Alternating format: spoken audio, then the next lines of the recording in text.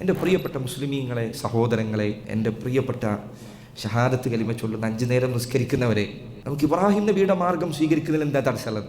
വേറെ ആരെയും നിങ്ങൾ തള്ളിക്കളഞ്ഞോളൂ, വേറെ ഏത് പണ്ഡിതനെയും ഏത് വലിയ ഹോജമാരെയും നിങ്ങൾ മാറ്റി വെച്ചു. ഇബ്രാഹിം നബിയുടെ മാർഗം, അള്ളാഹു പറഞ്ഞു തന്ന ഇബ്രാഹിം നബിയുടെ മാർഗം. ഇബ്രാഹിം നബിയുടെ മാർഗം എന്നാൽ അൻ തഅ്ബുദല്ലാഹ വഹ്ദഹു മുഖ്ലിസൻ ലഹുദ്ദീൻ, അള്ളാഹുവിന് മാത്രം ഇബാദത്ത് ചെയ്യുക. മുഖ്ലിസൻ ലഹുദ്ദീൻ, ദീൻ പരിപൂർണമായി നിഷ്കളങ്കമാക്കി, ഒരു ലാഞ്ചന പോലും അള്ളാഹു അല്ലാത്തവർക്ക് സമർപ്പിക്കാതെ പരിപൂർണമായി ദീൻ അള്ളാഹു നൽകുക എന്നതായിരുന്നു ഇബ്രാഹിം നബിയുടെ മാർഗം. ഇബ്രാഹിം നബിയുടെ പ്രാർത്ഥനകൾ എടുത്തു നോക്കൂ. നൂഹ് നബിയെ വിളിച്ചോ? തവസ്സുലാക്കിയോ? ഇല്ല. നൂഹ് നബിയുടെ സഹായം തേടിയോ? ഇബ്രാഹിം നബിയുടെ മുൻപാണല്ലോ നൂഹ് നബി വന്നത്. ആദം നബിയെ തവസ്സുലാക്കിയോ? മുഹമ്മദ് നബി സ്വല്ലല്ലാഹു അലൈഹി വസല്ലം തവസ്സുലാക്കിയോ? മുഹമ്മദ് നബിയോട് തേടിയോ? ഇല്ല.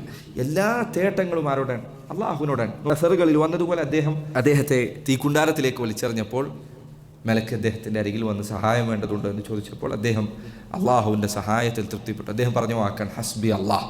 ഹസ്ബി അള്ളാഹ് ഇബ്രാഹിം നബി പറഞ്ഞ വാക്കായിരുന്നത്. ഹസ്ബി അള്ളാഹ്, എനിക്ക് അള്ളാഹു മതി.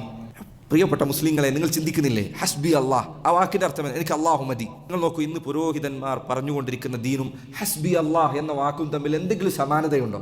സിഎമ്മിനെ വിളിച്ചോ നിങ്ങൾ മരിക്കുമ്പോൾ? അല്ലെങ്കിൽ നിങ്ങൾ ഇന്ന ബൈത്ത് പാടിക്കോളൂ, ഇന്ന ആളെ തവസ്സുലാക്കിക്കോളൂ എന്ന വാക്കും ഇബ്രാഹിം നബിയുടെ ഹസ്ബുൻ അള്ളാഹ് അല്ലെങ്കിൽ ഹസ്ബി അള്ളാഹ് എന്ന വാക്കും തമ്മിൽ എന്തെങ്കിലും ഒരു ബന്ധം നിങ്ങൾക്ക് തോന്നുന്നുണ്ടോ? ഇല്ല.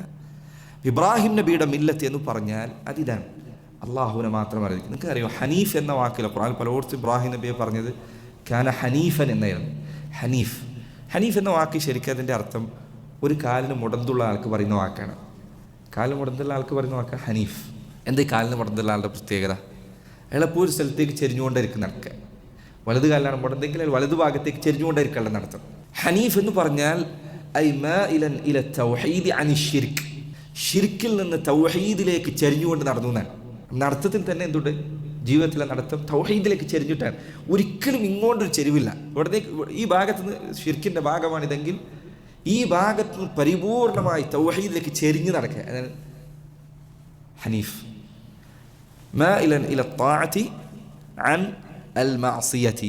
അള്ളാഹുവിനെ ധിക്കരിക്കുന്നതിൽ നിന്ന് പരിപൂർണമായി വിട്ടുനിന്ന് അനുസരണത്തിലേക്ക് മാത്രം ചെരിഞ്ഞു നടക്കുക. ഇതാണ് ഹനീഫ്. ഇതാണ് ഹനീഫുണ്ട്.